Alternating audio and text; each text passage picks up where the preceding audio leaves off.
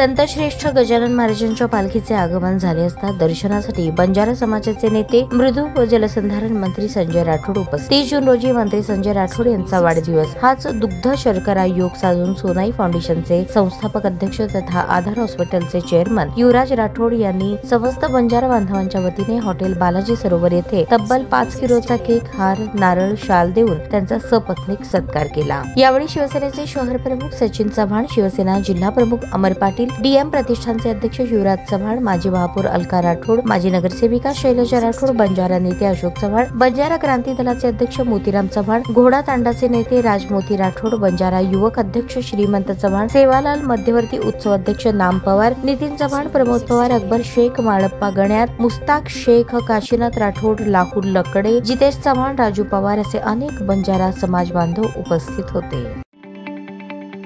ताज्या बातम्या पाहण्यासाठी प्राईम महाराष्ट्र न्यूज चॅनलला सबस्क्राईब करा.